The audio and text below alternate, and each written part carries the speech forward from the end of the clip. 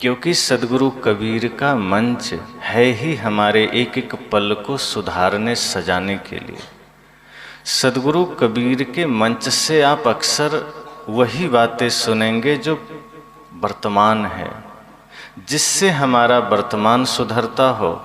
और सच तो यह है कि जब वर्तमान सुधरता है तो भविष्य खुद सुधर जाता है।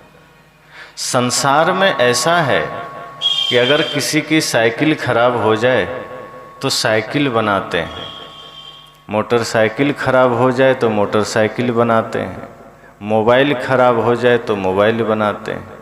ऐसा कोई नहीं करता कि मोबाइल खराब हुआ तो गाड़ी बनाने चले गए, कि गाड़ी खराब हुआ तो मोबाइल बनाने चले गए। जो खराब होगा उसी को बनाना पड़ता है। लेकिन अध्यात्म में थोड़ा सा गणित उल्टा है। यहाँ सीधा गणित काम नहीं करता, यहाँ थोड़ा सा उल्टा सोचना पड़ता है। अगर आपको भविष्य बनाना है तो वर्तमान बनाना पड़ेगा। अगर आप चाहते हैं कि हमें भविष्य बेहतर करना है तो वर्तमान ठीक कर लीजिए। भविष्य से आप डायरेक्ट मिल ही नहीं सकते, तो जिससे मिलना ही ना होगा उसे ठीक कैसे कर पाएंगे। अगर आपको मृत्यु ठीक करना है तो जन्म ठीक कर लीजिए, जीवन ठीक कर लीजिए। अध्यात्म में थोड़ा उल्टा होता है। यहाँ आप जो अभी ठीक करेंगे ये तो होगा ही, आगे भी ठीक हो जाता है। अभी आप जन्म ठीक करेंगे, मृत्यु खुद ठीक हो जाएगी। अभी आप वर्तमान ठीक करेंगे, भविष्य खुद ठीक हो जाएगा। तो सद्गुरु कबीर का मंच विचारों का मंच है, विवेक का मंच है। यहाँ हमें सद्गुरु संत सिर्फ इतनी सी दृष्टि देते हैं कि हम अपने जीवन में अच्छा या बुरा की समझ कर सकें। सद्गुरु संत हमें सिर्फ वह दृष्टि देते हैं कि हम सत्य असत्य को समझ सकें। सद्गुरु कबीर के मंच से आपको यह नहीं कहा जाएगा कि नहीं यही सत्य है मान लो, फिर तो भ्रम में पड़ जाएंगे। सद्गुरु कबीर के मंच से यह भी नहीं कहा जाएगा कि हाँ भगवान है विश्वास कर लो, या नहीं है विश्वास कर लो। सद्गुरु कहते हैं बस विचार कर लो, खुद पता चल जाएगा।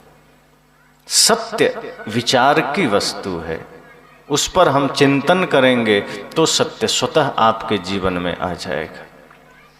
सद्गुरु कबीर के मंच से यह नहीं कहा जाता कि ये राम है, अपने बच्चे को कहो राम की पूजा करें।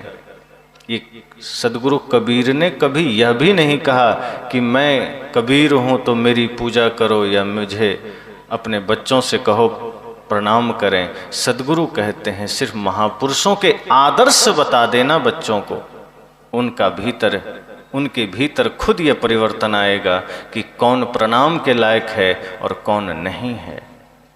विचार का मंच है, यहाँ से हमें सोचने समझने विचार करने की शक्ति मिलती है।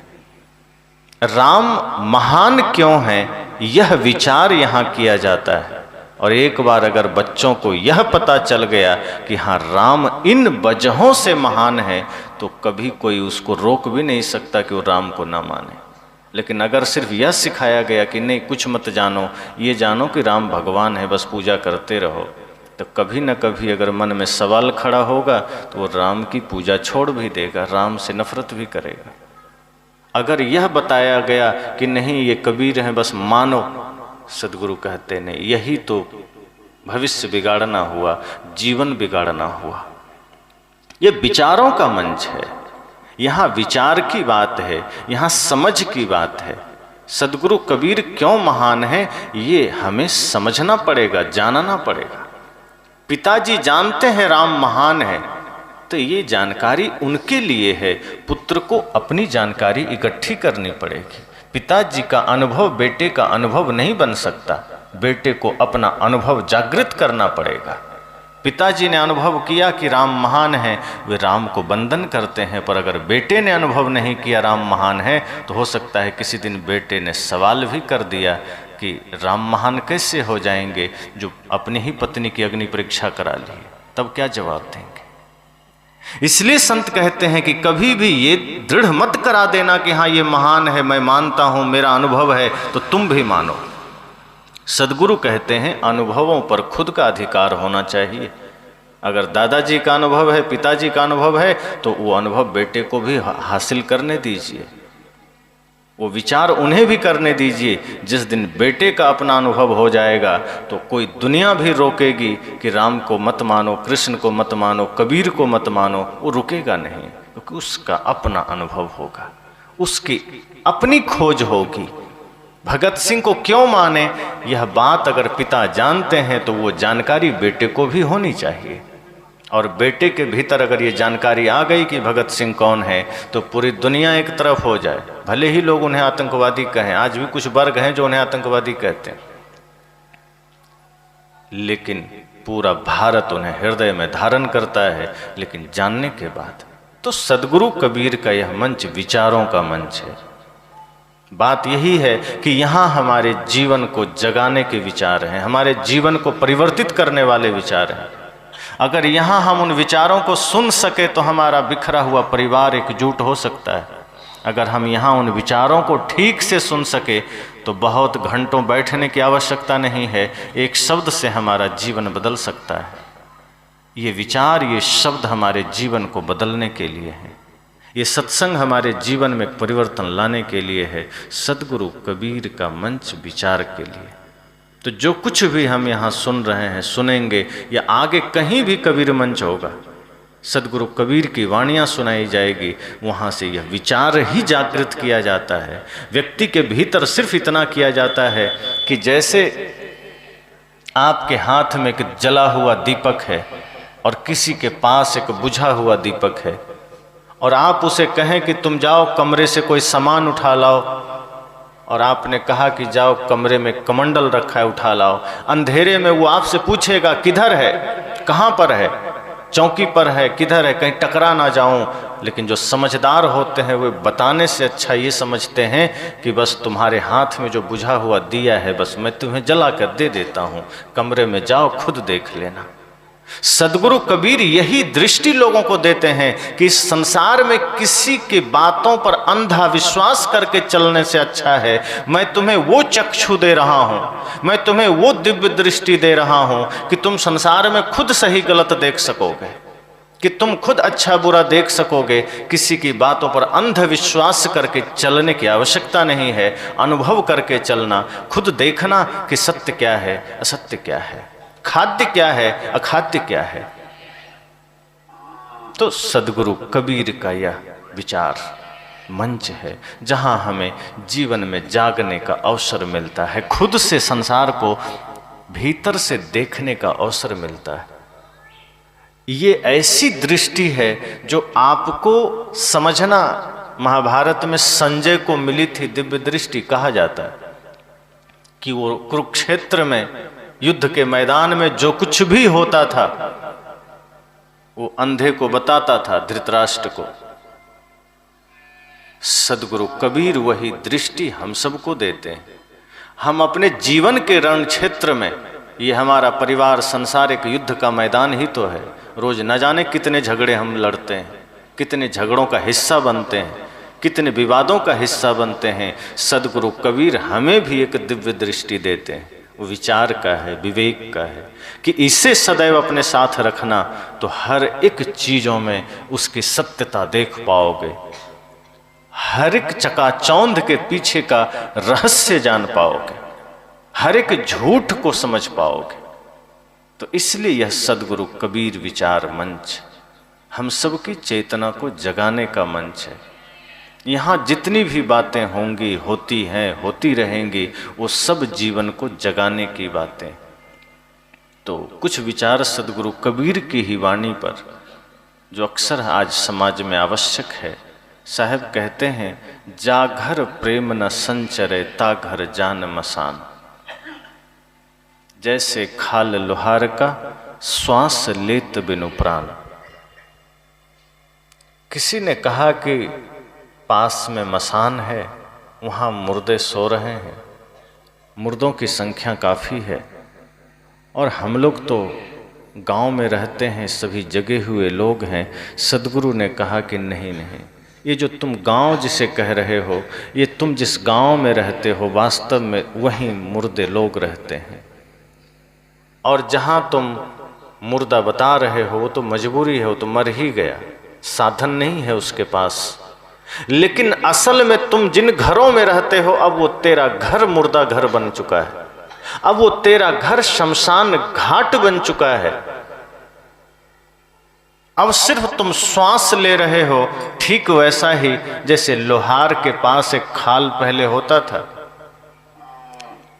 बड़ा सा बना होता था, उसको खींचता था तो उसमें सांस आती जाती थी और उसकी हवा से भट्ठी में आग प्रज्वलित होती थी और उससे जो धातु है लौह का धातु वो पिघलता था, गर्म होता था, नरम होता था। सद्गुरु कहते हैं जैसे खाल लोहार का है, खींचने से श्वास आती है जाती है, बस इतना ही तुम्हारे शरीर में हो रहा है। तुम मुर्दा से कम नहीं हो, श्वास आ रही है जा रही है, लेकिन जिंदा होने का कोई प्रमाण नहीं है, जिंदा होने का कोई सबूत नहीं है। लोगों ने कहा ये तो बड़ी गहरी चोट है, ये सब लोग मरे हुए हैं, क्या संसार में कोई जिंदा नहीं है? सद्गुरु कहते कोई जिंदा नहीं, बिरला कोई जिंदा होगा, नहीं तो सब मरा हुआ है। कहा कैसे? सद्गुरु कहते हैं जिस हृदय में प्रेम नहीं उसे मरा हुआ ही समझना। जहां प्रेम है वहीं जीवंतता है, वहीं जीवन है, और जहां प्रेम नहीं है वहां मुर्दापन है। वहां समझना कि आदमी घर में है फिर भी वो मरघट में है। और ऐसे भी देखा जाए तो हम सब का गांव, हम सब का घर असली मरघट है, क्योंकि यहाँ कोई स्थिर नहीं रहता। जो कोई भी जन्म लेता है यहाँ से मर करके मरघट चला जाता है। तो जिसे हम मरघट कहते हैं वास्तव में वो मरघट नहीं है, और जिसे हम बस्ती कहते हैं वास्तव में वो बस्ती नहीं है। बस्ती मतलब जहाँ बस गया कोई हटेगा नहीं, मरघट मतलब जहाँ लोग मर के घट रहा हो। तो मरघट में कोई जाके नहीं मरता, घर में मरता है। जहाँ मरता है वहीं मर के घट रहा है। तो घर मरघट तो गांव हुआ, और बस्ती जिसे हम कहते हैं जहाँ बस गया, मरघट बस्ती है।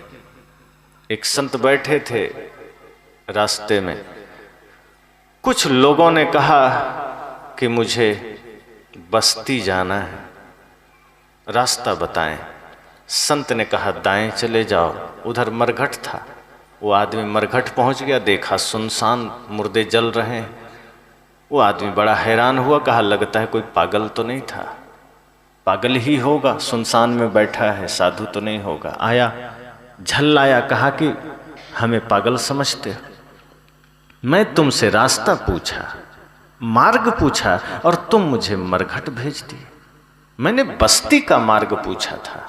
संत ने कहा गहराई से सोचो तो मैंने तुम्हें वास्तव में बस्ती ही भेजा था, अब तुम मरघट जाओगे। कहा ये क्या उटपटांग बातें हैं?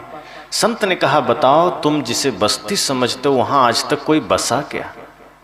धीरे धीरे लोग उठ करके यहीं तो आते हैं, और जो यहां आया यहां से कहीं गया क्या? राख भी यहीं मिलेगी, वो आदमी यहां से कहीं जाता नहीं है। तो जिसे तुम मरघट समझते हो वास्तव में वही बस्ती है, और जिसे तुम बस्ती समझते हो वास्तव में वही मरघट है। चलते चलते संत ने उसके जीवन की ज्योति जगा दी।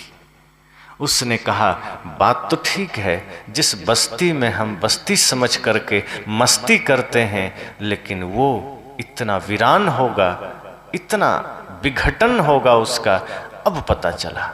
संत ने कहा यही दृष्टि तो हम देते हैं, ताकि जीते जी ये जान लो कि जिसमें तुम मन फंसा करके अपनों से विरोध कर लेते हो, जिस शरीर संसार और माया के चक्कर में अपने ही घर के विरुद्ध, अपने ही लोगों के विरुद्ध खड़े हो जाते हो, अपने ही भाई के विरुद्ध खड़े हो जाते हो, वो सब छूटने वाला है। ये परिवार से बड़ा धन तुम्हारा कुछ नहीं, लेकिन परिवार को तुम पीछे कर देते हो। धन के चक्कर में, पद के चक्कर में, माया के चक्कर में अपने ही भाई का दुश्मन बन जाते हो, अपने ही पिता का दुश्मन बन जाते हो, अपने ही पड़ोसी का दुश्मन बन जाते हो। और यही तो तुम्हारे जीवन में मुर्दापन है। तुम्हें लगता है तुम जिंदा हो, लेकिन तुम मुर्दा हो। उस आदमी ने सिर झुकाया, कहा बस हमें समझ में आ गया कि जगत क्या है। सद्गुरु भी यही कहते हैं कि जिस घर में, जिस हृदय में प्रेम नहीं है, समझना वो मरघट है, वो जिंदा नहीं है। संत तो कहते हैं जिंदा वह आदमी नहीं है जो आदमी सिर्फ बोल रहा है, आंखें खोल रहा है, जो हाथ हिला रहा है, पैर से चल रहा है। सद्गुरु कहते हैं वो जिंदा नहीं है। जिंदा वह है जिसके हृदय में प्रेम है, जिंदा वह है जिसके हृदय में करुणा है, जिसके हृदय में संवेदना है, वह जिंदा है। ये जिंदा होने का प्रमाण है, ये जिंदा होने का सबूत है। अगर आप किसी के दुख को देखकर द्रवित नहीं हुए, आप मुर्दा हैं। अगर आपको किसी जीव का कष्ट देख करके भीतर संवेदना जागृत ना हुई, तो आप जिंदा नहीं हैं, आप मुर्दा हैं। जिंदा होने का प्रमाण यही है कि किसी को पीड़ा में देखा और हृदय में पीड़ा हुई, किसी को कष्ट में देखा और भीतर कष्ट का आभास हुआ। ये गहरा धर्म है। सबसे बड़ा धर्म यही है कि किसी की पीड़ा को देखा और भीतर पीड़ा हुई। और ये हम सद्गुरु कबीर में इतना विराट रूप में था कि हम सोच भी नहीं सकते। इसलिए तो अहिंसा को परम धर्म कहा गया। आप सोचिए, दया को धर्म कहा, सत्य को धर्म कहा, प्रेम को भी कहा। सद्गुरु कबीर ने कहा ना कि जहां दया तहां धर्म। और तुलसीदास जी ने क्या कहा? धर्म न दूसर सत्य समाना।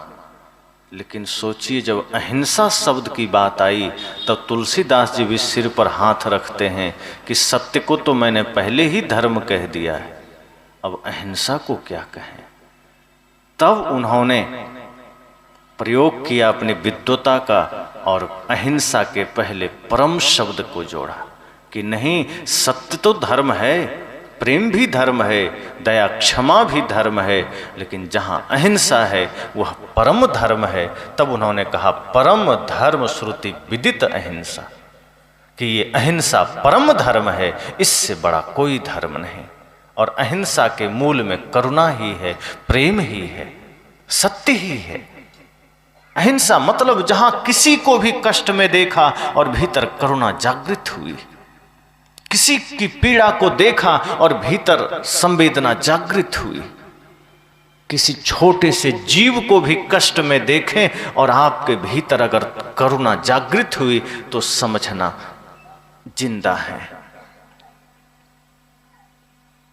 इसलिए सद्गुरु कबीर जब यह कहते हैं कि मैं रोबूं इस जगत को, मोको रोवे न कोई, तो इसमें उनकी लाचारी नहीं है, विराट अहिंसा करुणा समाया हुआ है। कोई आदमी अपने परिवार के लिए रोता है, कोई बेटे के लिए रोता है, कोई मकान के लिए रोता है, कोई धन के लिए रोता है, बहुत हुआ तो कोई समाज के लिए रो दिया, कोई देश के लिए रो दिया। सद्गुरु कबीर कहते हैं मैं इस जगत के लिए रोता हूं। इतनी विराट करुणा, इतना विराट हृदय। सोचिए, संपूर्ण जगत के लिए प्रेम समाया हुआ है सद्गुरु कबीर के हृदय में। ये साधारण बात नहीं है कि समस्त जगत के लिए चिंता होना। एक एक व्यक्ति के जीवन के दुख को सद्गुरु कबीर कहते हैं ये मेरा ही दुख है। मैंने जिस शांति को पाया है, मैंने जिस आनंद को पाया है, मैं उसी में संपूर्ण विश्व को देखना चाहता हूं। इसलिए जब तक एक भी इंसान दुखी है, मेरे आंखों में आंसू रहेंगे, मेरे हृदय में पीड़ा रहेगी। और यही पीड़ा बुद्ध को भी लोगों के बीच लेकर आई, वरना बुद्धत्व को पा लिए एकांत रहते, चुपचाप बैठते। लेकिन जब परम शांति को पाया और तब जगत के कष्ट का अनुभव हुआ कि मैं भी इसी संसार में रहकर बहुतों कष्ट झेला है, मैंने भी कष्ट पाए हैं, ये संसार भी कष्ट पा रहा है, ये संसार भी पीड़ा का अनुभव कर रहा है। अब मैंने शांति पा लिया है, अब ये शांति सिर्फ मेरी नहीं, ये जगत का है। और एकांत छोड़ करके बुद्ध लोगों के बीच आए वही पीड़ा लेकर आई, वही करुणा लेकर आई। जो पूर्ण अहिंसा में स्थित हो गया वो जगत की पीड़ा को देखकर द्रवित होगा ही होगा, वो जगत के दुखों को देख करके द्रवित होगा ही होगा। तो बुद्ध भी द्रवित हुए, महावीर भी द्रवित हुए, और सदगुरु कबीर ने तो कह ही दिया कि मैं रोऊं इस जगत को, कि मैं जगत के लिए रो रहा हूं। किसी ने कहा आपको क्या चिंता, जगत दुख है में है तो है। सदगुरु ने कहा ये जगत मेरा ही है, मैं इससे असंग हूं, लेकिन मैं लोगों को दुखी नहीं देख सकता। मेरे हृदय में सिर्फ इतनी ही भावना है कि समस्त संसार सुखी हो जाए। इसलिए तो साहब ने कहा कि चक्की चलती देख कर दिया कबीरा रोए, दो पाट भीतर आए कि साबुत गया ना कोई। ये भी उनकी करुणा का ही प्रमाण है, ये भी उनके प्रेम का ही प्रमाण है। समस्त सृष्टि से प्रेम है सदगुरु कबीर को। अब लोगों ने तो समझा कि कबीर पागल हो गए कि चक्की देख करके रो रहे हैं। अरे चक्की तो बूढ़ी माता हर दिन चलाती थी। अब पहले मशीन तो नहीं था कि मशीन चले, चक्की पर ही आटे पीसे जाते थे, उसी में बेसन पीसते थे लोग। जो भी पीसना हो, दाल बनाना हो, चक्की में ही होता था। जिसको जाता बोलते हैं उसी पर होता था। सदगुरु कबीर ने देखा कि एक बूढ़ी माँ चक्की चला रही है, रोने लगे। लोगों ने समझा सदगुरु कबीर लगता है पागल हो गए। अरे चक्की चलने से कोई रोता है? ये तो रोज चलती थी, ये बूढ़ी माँ का काम ही है चक्की चलाना, ये हर दिन चलाती थी, आज ही इनको रोना क्यों आया? लोग इकट्ठे हुए, कहा क्या हुआ? कहा चक्की चलती देखा तो रोना आ गया। लोगों ने कहा पागल हुआ, चक्की कोई आज थोड़े चल रही है, तो सदियों से चल रही है। और ये बूढ़ी माता कोई अकेले चक्की चला रही है? कितनी बूढ़ी माताएं चक्की चला रही है, कितना रोएंगे आप? इतनी ही देर में फिर सदगुरु कबीर थोड़ा हंसे। लोगों ने कहा लगता है सच में साहब पागल हो गए, ये रो रहे हैं फिर हंस रहे हैं। लोगों ने कहा कि राज क्या है, मामला क्या है? साहब ने कहा ये चक्की को मैंने देखा तो मुझे रोना आया, लेकिन रोना इसलिए आया कि इस चक्की को देखा, ये चक्की प्रतीक बनी। वास्तव में चक्की से कोई एलर्जी मुझे नहीं है, कोई पीड़ा मुझे नहीं है, इस चक्की के वजह से नहीं रोया, लेकिन इस चक्की को देखा तो मुझे कुछ और याद आ गया। जैसे आप कई बार कुछ चीजें देखते हैं तो आपको कोई उस चीज को देखने से कुछ अपना कुछ घटना याद आ जाती।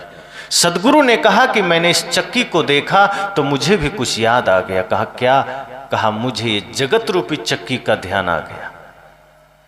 कहा मतलब? कहा देख रहे हो इस चक्की को, इसमें अनाज डालते हैं तो बीच में खूंटा है, कील, और कील के ही पास अनाज डालने की जगह है।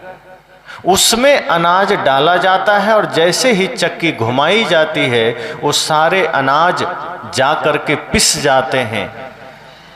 बस वही देख करके मुझे इस जगत की चक्की का ध्यान आ गया।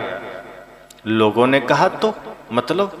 कहा ये जो संसार है, ये जो विश्व है, ये जगत है, ये भी एक चक्की समझना, और इसमें भी दो पार्ट हैं, एक जन्म है एक मृत्यु है। इस जन्म और मृत्यु रूपी दो पार्ट में सारे जीव पिस रहे हैं, सब लोग मरे जा रहे हैं, सब लोग काल के गाल में जा रहे हैं। मुझे यही देख करके रोना आ गया, यही देख करके मेरी व्यथा बाहर आ गई। मेरे भीतर इसी को देख करके संवेदना जागृत हो गई। लोगों ने कहा ये तो सोचने वाली बात है, हमने तो सोचा ही नहीं था कि हम सब भी इस जगत रूपी चक्की में पिसे जा रहे हैं। हमें तो लगा कि आप साधारण सी चक्की देखकर रोए। सदगुरु ने कहा इतना नादान तो नहीं कि मैं ये पत्थर की चक्की को देखकर रोने लगूं। मुझे याद आया इस जगत की चक्की की, और मैंने यह देखा, ये अनुभव किया कि सारे जीव जन्म और मृत्यु के पाट में पिसे चले जा रहे हैं, कोई बच नहीं रहा है। तो लोगों ने कहा सदगुरु जी, हे सदगुरु, ये तो फिर दुख की बात है कि हम सब पिस रहे हैं और फिर आप हंसे क्यों? तो सदगुरु कबीर कहते हैं यही तो बात है। वो जो बीच में कील होती है, जिसके चारों ओर चक्की घूमती है, कभी कभी ऐसा होता है कि उस कील के पास कुछ दाने बच जाते हैं, वो पिसते नहीं हैं। जो दाने कील के निकट रह जाते हैं, उसी के आसपास चिपके रह जाते हैं, वो पिसने से बच जाते हैं, और जो बाहर जैसे ही दूर गया वो पिस जाता है। तो जो कील से चिपका रह गया वो नहीं पिसा, वो बच गया। इस जन्म और मृत्यु रूपी पाट में, इस संसार रूपी पाट में भी जो सदगुरु रूपी कील के निकट चला गया वो पिसने से बच गया, वो नुकसान उसका नहीं हुआ। अर्थात शरीर तो क्षीण हुआ, लेकिन उसके कर्म, उसके संस्कार इतने पवित्र हो गए कि वो अमर हो गया। सदगुरु रूपी कील से जो चिपक गया, सदगुरु रूपी कील के पास जो आ गया, वो व्यक्ति अमर हो गया। यह ध्यान करके थोड़ी हंसी आई कि चलो इस संसार में एक आसरा तो है, एक सहारा तो है सदगुरु चरण का, कि जो सदगुरु संतों की चरण को गह लिया, पकड़ लिया, यमराज उसे नहीं छू सकता, मृत्यु उसे नहीं छू सकती। तो प्रेम जब हृदय में हो वो आदमी जिंदा है। अहिंसा हृदय में है तो समझना वो आदमी जिंदा है, वो मुर्दा नहीं है। लेकिन जिसके हृदय में प्रेम नहीं है, जिसके हृदय में करुणा नहीं है, जिसके हृदय में संवेदना नहीं है, वो समझना मुर्दा है। तभी तो कभी कभी लोग कहते हैं कि ये आदमी, इसकी क्या बात करते हो, तो पूरा पत्थर दिल है, इसको कोई फर्क नहीं पड़ता, कोई रोवे गावे दुखी रहे, ये पत्थर दिल सदगुरु कहते हैं। लेकिन मुझे तो चिंता है, मुझे इस जगत की चिंता है, मुझे समाज की चिंता है, क्योंकि आज जगत विघटन के मार्ग पर है, आज यह जगत बर्बादी के मार्ग पर है। आज घर घर नहीं रहा, आज परिवार परिवार नहीं रहा, समाज समाज नहीं रहा, ये आज देश देश नहीं रहा, सब विखंडित हो गए। हमारा परिवार बिखरा, समाज बिखरा, घर बिखर रहा है, लोगों का जीवन बिखर रहा है। जिस घर में पवित्रता होनी चाहिए, प्रेम होना चाहिए, जिस घर में दिव्यता होनी चाहिए, वो घर आज बुचड़खाना बन रहा है, कबाड़खाना, होटल बन रहा है। प्रेम नहीं, सामंजस्य नहीं, एक दूसरे में समर्पण नहीं। सदगुरु कहते हैं मैं इस जगत की इस पीड़ा को देखकर बड़ा व्यथित हूं, और मुझे लगता है सब लोग मुर्दा क्यों हो रहे हैं। सुनहरा जीवन मिला, बढ़िया मनुष्य शरीर मिला, प्रेम से जीते, सत्य के साथ जीते, अहिंसा के साथ जीते, बर्बाद किए जा रहे हैं। हम बर्बादी का कारण बनते जा रहे हैं, अपने जीवन को तो बिगाड़ते ही हैं। कितने लोगों के जीवन बिगाड़ देते हैं, कितने लोगों के साथ खिलवाड़ करे जाते हैं। अपने बच्चे को तो बिगाड़ते ही हैं, अन्य के लोगों के लिए भी हम बिगाड़ का कारण बन जाते हैं। सदगुरु कहते हैं मुझे इसलिए पीड़ा हो रही है कि मैं देख रहा हूं जगत को कि चारों ओर दुख है, चारों ओर संताप है, चारों ओर कष्ट है, लेकिन निवारण का उपाय तो है। दुख इस बात का है कि सभी लोग दुख में हैं, पीड़ा इस बात की है कि सभी लोग पीड़ित हैं, लेकिन थोड़ी सी खुशी इस बात की है कि निवारण का उपाय मौजूद है। मान लीजिए कोरोना आया, सब त्राहिमाम करने लगे, भागने लगे, क्या करें क्या करें, कोई रास्ता नहीं। लेकिन जैसे ही थोड़ा सा कुछ पता चला कि काढ़ा आदि के सेवन से बचा जा सकता है, इम्यूनिटी पावर बढ़ा लेने से बचा जा सकता है, थोड़ी सी राहत लोगों को मिली कि चलो अब गिलोय पीना शुरू करें। जो आदमी कभी गिलोय नहीं पीते थे वो भी खोज रहे हैं गिलोय कहाँ मिलेगा, कहाँ मिलेगा। एक संभावना मिली, एक भरोसा हुआ कि इसके वजह से शायद हम बच सकें, अपने को बचा सकें, अपने परिवार को बचा सकें, और हुआ भी। और अब किसी को भय नहीं। सदगुरु कहते हैं मैं भी संसार की पीड़ा को देखकर पीड़ित हुआ, मैं लोगों के दुख को देखकर दुखी हुआ, लेकिन जब मुझे लगा कि मार्ग है, उपाय है, इस पीड़ा से बचा जा सकता है, इस दुख से बचा जा सकता है, थोड़ा सुकून मिला। लेकिन जब मैं लोगों को देखता हूं कि उस उपाय को कोई करने को राजी नहीं, प्रेम के मार्ग पर चलने को राजी नहीं है, समर्पण के मार्ग पर, भक्ति के मार्ग पर कोई चलने को राजी नहीं। सब शरीर को बिगाड़े चले जा रहे हैं। मुर्दा बन के जीने में ही लोगों को आनंद है। बिना प्रेम के, बिना सत्य के, बिना भक्ति के जीने का ही मजा लोग ले रहे हैं। और वो मजा नहीं, वो कब सजा बन जाए कोई नहीं जानता।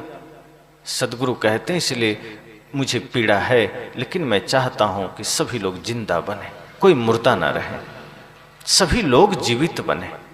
शरीर में हाथ पांव का हिलना जिंदा नहीं होना। हम भोजन कर रहे हैं, बोल रहे हैं, आंखें हिल डुल रही है, जगत को हम देख रहे हैं, लेकिन हमारे भीतर कोई संवेदना नहीं, कोई प्रेम नहीं, कोई करुणा नहीं। किसी के दुख को देखकर हृदय द्रवित होना तो छोड़िए, किसी को दुख में देख करके हम प्रसन्न हो रहे हैं।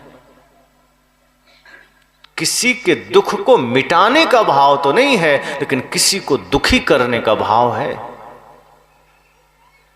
किसी के उजड़े हुए घर को बसाना तो छोड़िए, बसे हुए घर को उजाड़ने में लगे। किसी को 2 रुपया हम देंगे क्या? आज तो भिखारियों के कटोरे में चोरी होने लगे। यही देश हमारा है, जहां पहले जो कुछ भी शरणागत में कोई आया, कोई भी आया, हम उसे दे देते थे। कोई भी कह दिया कि हम आपके शरण में आए हैं, तो हमारे देश के लोग इतने महान हुआ करते थे कि अपना शरीर का अंग भी दान कर देते थे। राजा शिवी ने एक पक्षी की जान बचाने के लिए अपना शरीर का अंग भी दान कर दिया। पन्नाधाय ने राजा के उत्तराधिकारी पुत्र को बचाने के लिए अपनी संतान को ही आगे कर दिया कि ये चला जाए तो कोई हर्ज नहीं, लेकिन राजा का संतान चला गया तो राज्य का क्या होगा। लेकिन आज अपने स्वार्थ के लिए, अपने निज हित के लिए हम अपने ही पुत्र को नहीं छोड़ते, उस पर भी कुठाराघात करते हैं, दूसरे पर तो करते ही करते हैं।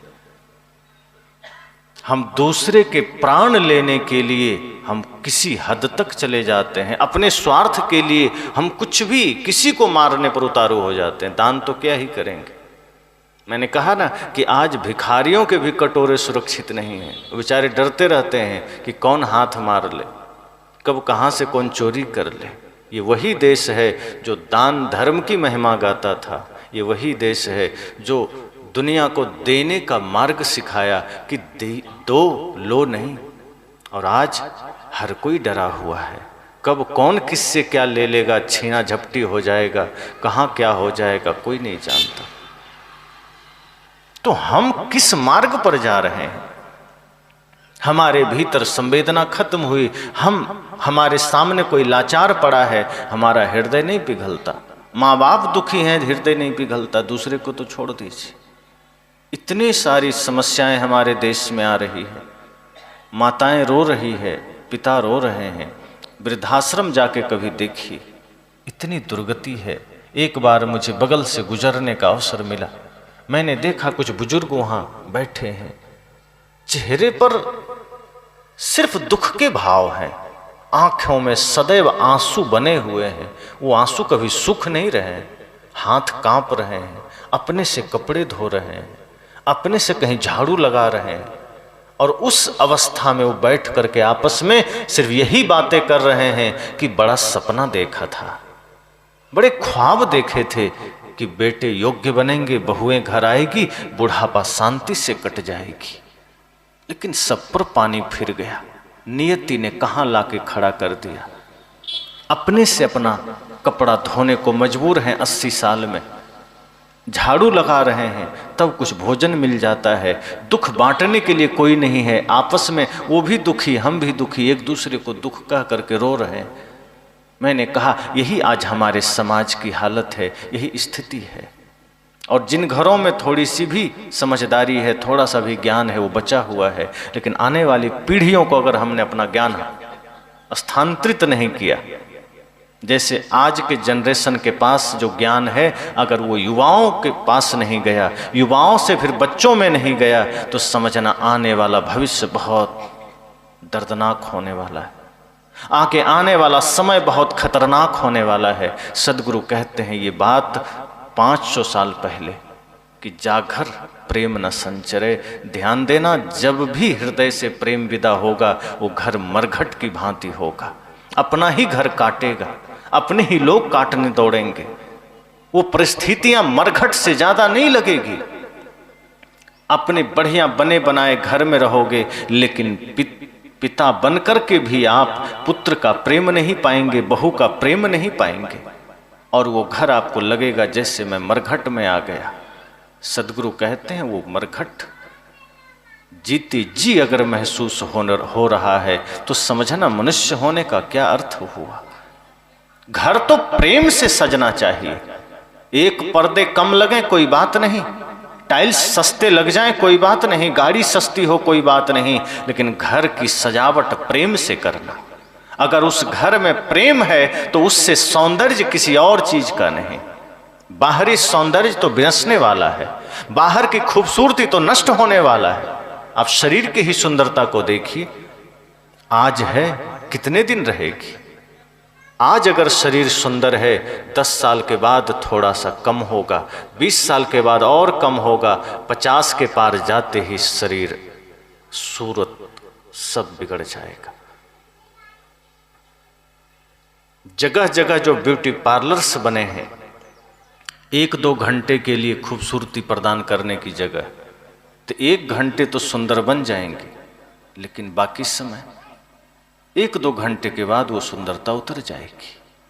सदगुरु कहते हैं अपने विचारों को सुंदर बना लो, अपने कर्म को सुंदर बना लो, अपने आचरण को सुंदर बना लो। सदगुरु कहते हैं मैं गारंटी लेता हूं युगों युगों तक वो सुंदरता कभी नहीं उतरेगी।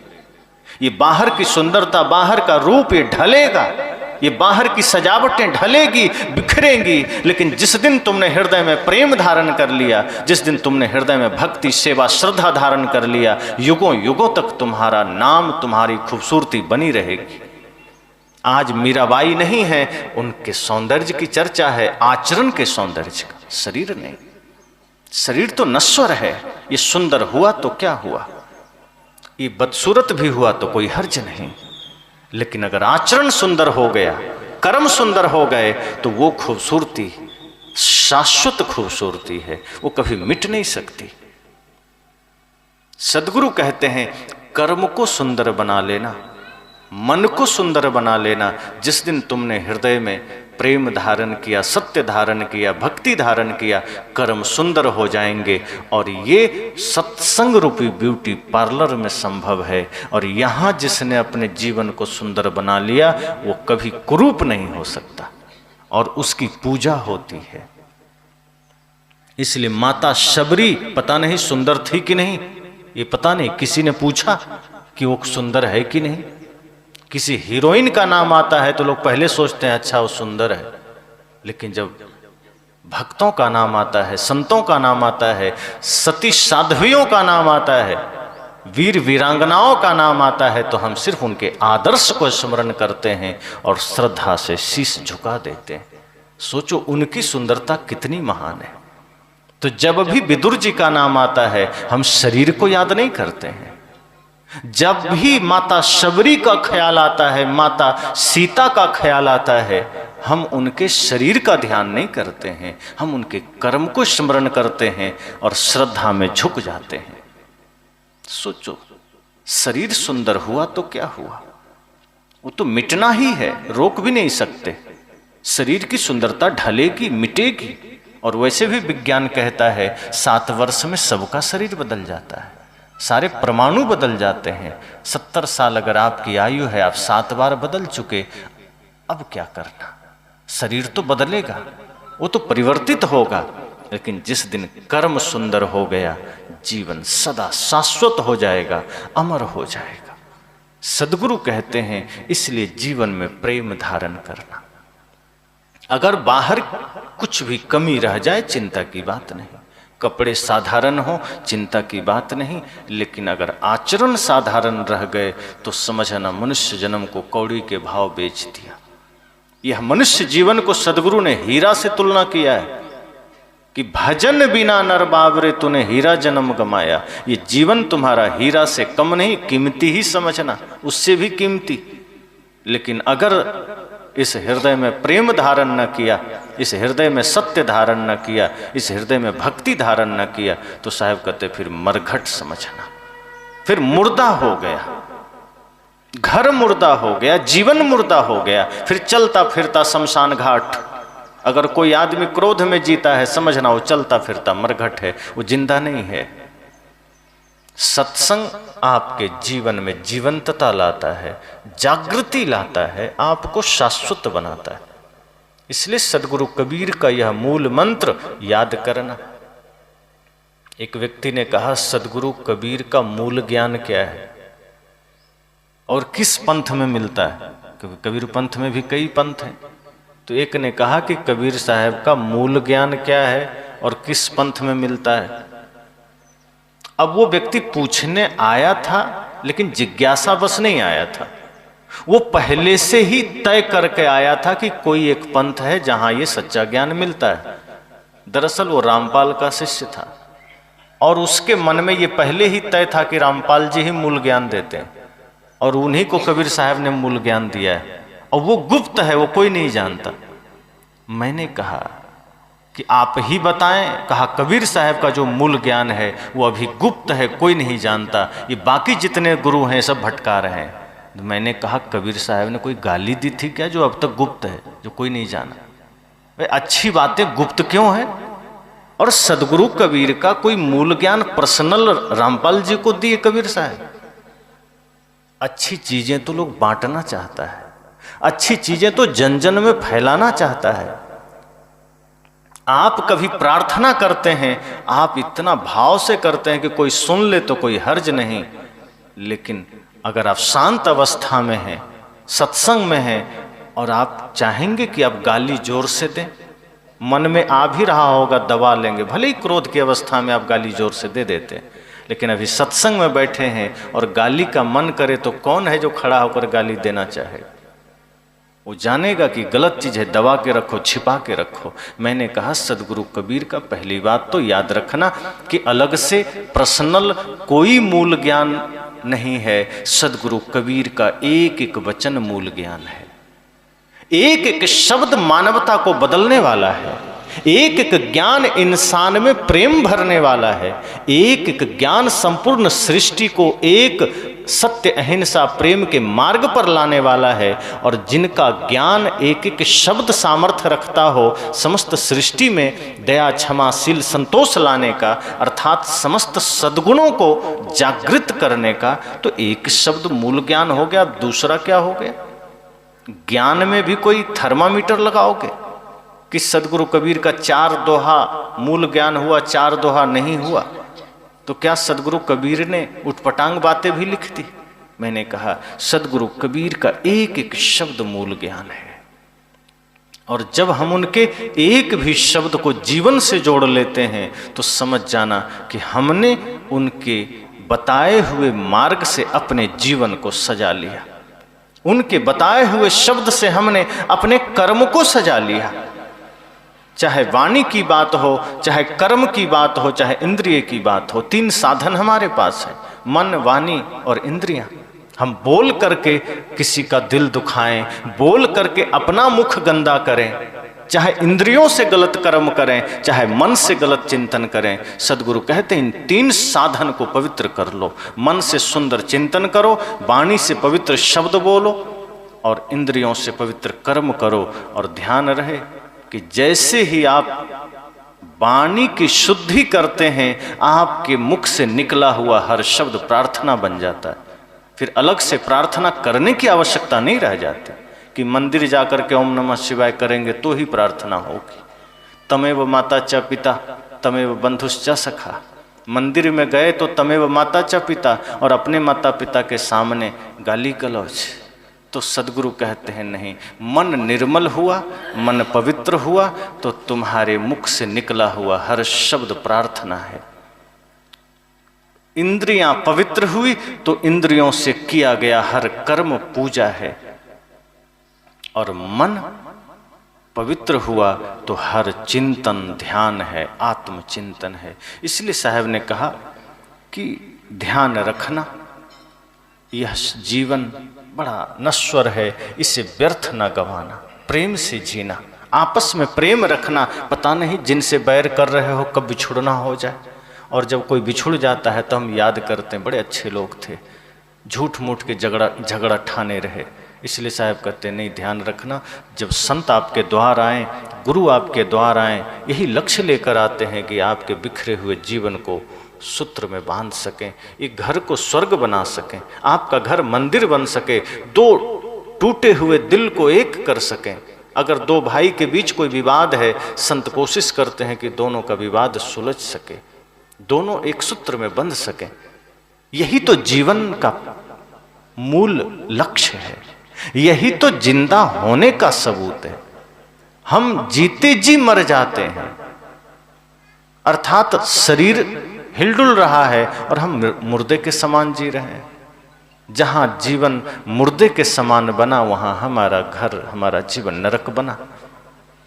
एक ने कहा कि मरने के बाद क्या होता है, संत ने कहा वो तो बाद की बात है, कोई गया नहीं और आया नहीं लौट के बताने की क्या होता है। तुम जिंदा हो, पहले ये सोचो कि जिंदा रहते हुए तुम जिंदा हो। मरने के बाद क्या होगा वो तो बाद की बात है। कोई मर के गया, वो रिटर्न आया नहीं बताने कि मैं क्या हुआ नहीं हुआ, अनुमान की बात है। पर तुम जिंदा होते हुए जिंदा हो के नहीं, ये सोचो। और तुम क्या कर रहे हो? अगर जिंदा हो ये तुम्हारे हाथ में है। अब यह सोचना कि वास्तव में जिंदा हो। किसी की पीड़ा देखी, तुम्हें पीड़ा हुई? किसी को दुख में देख करके तुम्हें दुख हुआ? तुमने अपने जीवन को पवित्र बनाया? अगर तुम्हारे ही जीवन में कचड़े भरे हैं और तुम सोच रहे हो मरने के बाद क्या होगा, अरे जीते जी तो ठीक कर लो। ये हाथ में है, जो मिला हुआ है इसमें तुम कचड़ा बो रहे हो, इसमें तुम गंदगी फैला रहे हो। चिंता मरने के बाद क्या होगा, मरने के बाद जो होगा देखा जाएगा। जीते जी जीवन मिला है, भाई से बैर है, हाथ जोड़कर क्षमा मांग लेना। पिता से कोई अनबन है, पिता से क्षमा मांग लेना। दो व्यक्ति जब झगड़ा करता है किसी वस्तु को लेकर, किसी बात को लेकर, उस बीच में इतनी सी बात होती है कि वो झगड़ा धन के लिए नहीं होता, वो झगड़ा होता ही प्रेम को नष्ट करने के लिए। मान लीजिए दो भाई में झगड़ा हुआ और वो एक भी अपशब्द कहीं से भी आएगा, वो एक एक अपशब्द उस प्रेम को खंडित करेगा और धीरे धीरे धीरे धीरे पूरा प्रेम जिस दिन खंडित हुआ, दोनों के बीच के संबंध खत्म हो जाएंगे। फिर वो एक दूसरे के प्राण के प्यासे बनेंगे, एक दूसरे के विरोधी बनेंगे।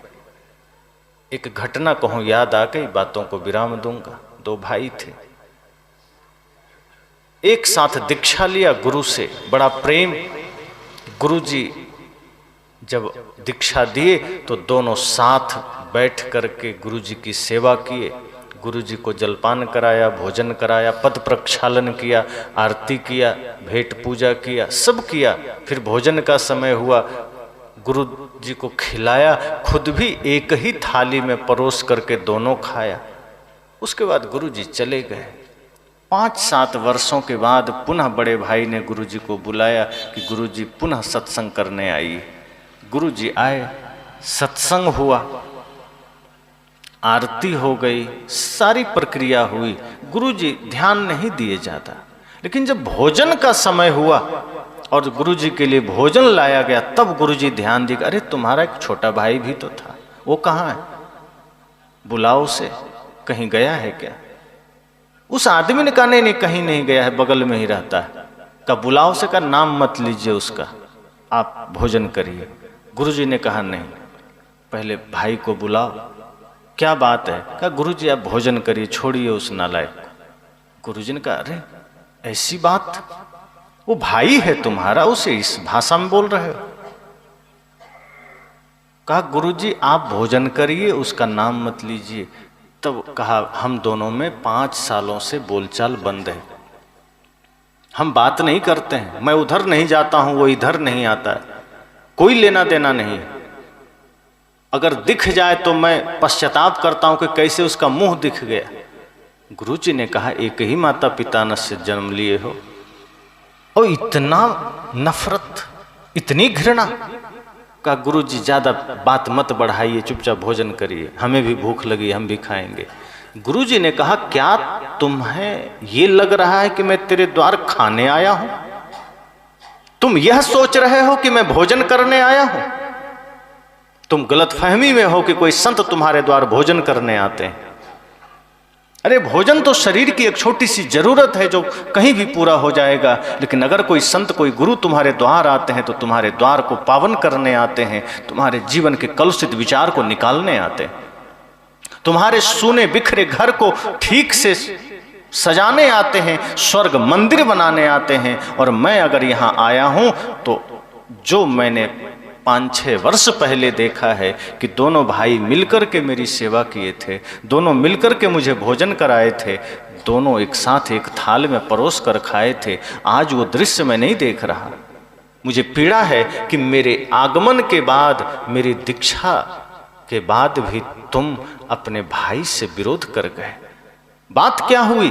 कहा कुछ नहीं, बहुत अकड़बाज है, सुनता नहीं है कोई बात, छोटी छोटी बात में झगड़ा हो जाता है, छोटी छोटी बात में सुनाने लगता है, मैं बड़ा हूं। संत ने कहा यही तो घमंड है तुम्हारा, कि बड़ा हो इसका घमंड होगा कि छोटा क्यों कहेगा, वो छोटा भाई है क्यों सुनाएगा। कहा तो बड़ा भाई हूं, कैसे सुन लूं? कहा क्यों? बड़ा हो तो आदमी ही तो हो, भाई ही तो है, कह दिया तो क्या हो गए। कहा गुरु जी क्या करें अब? कहा जाओ उसे बुला के लाओ। कहा आपको लगता है वो आएगा? बहुत अकड़बाज है।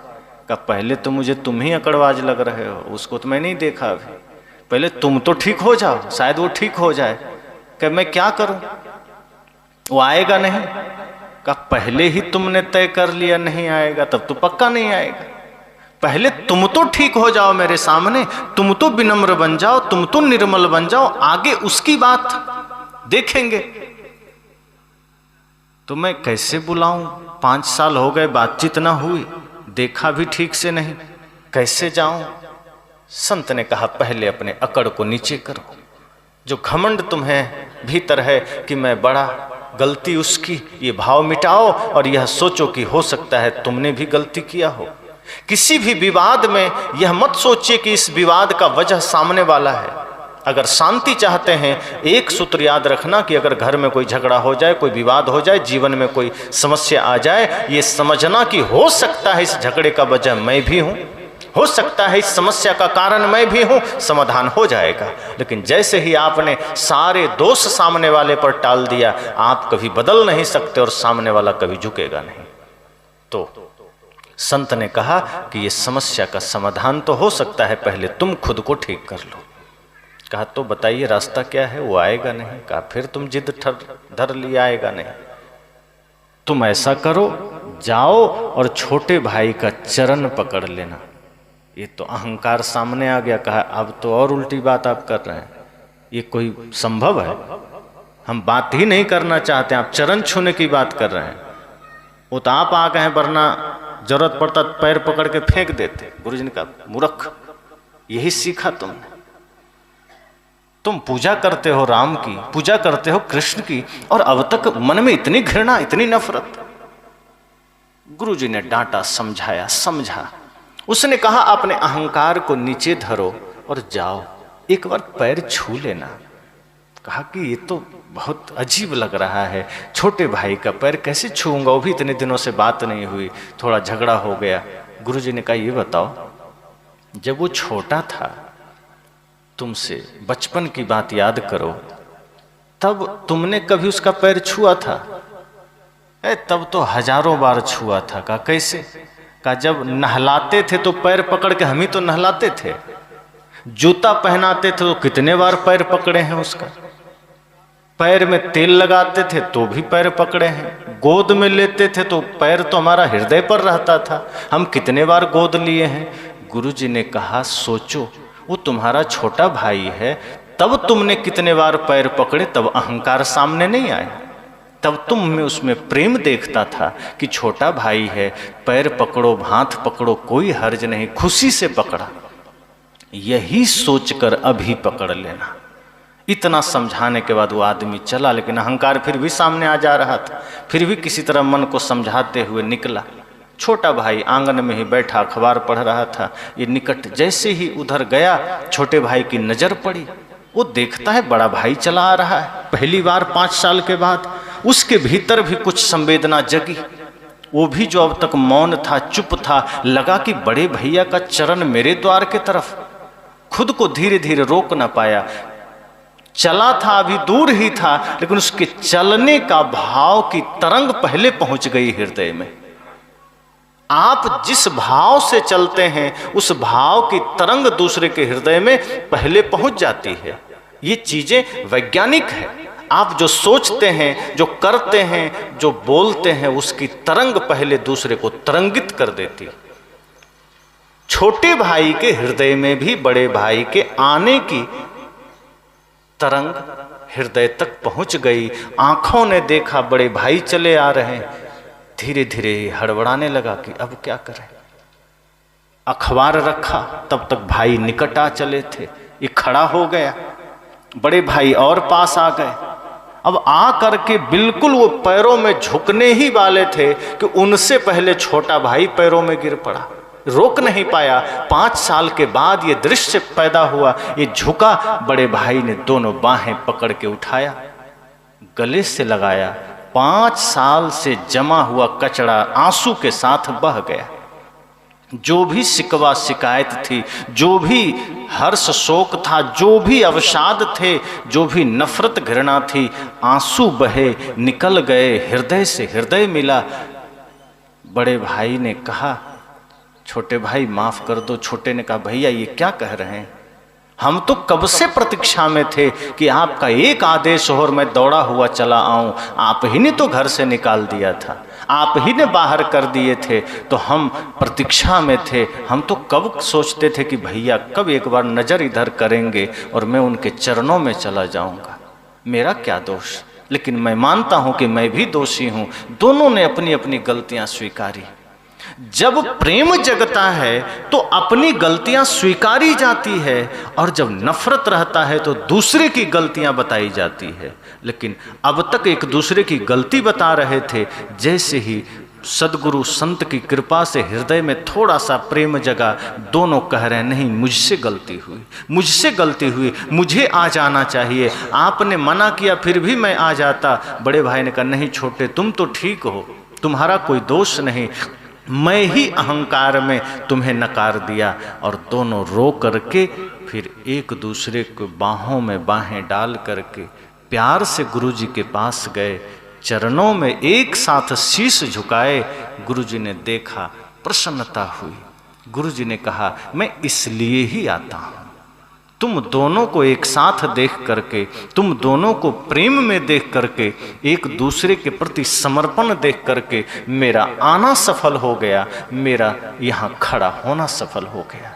अगर मैं यूं ही चला जाता तो मेरा आगमन व्यर्थ होता। बड़े भाई ने कहा, गुरुजी आप सच में भगवान हैं।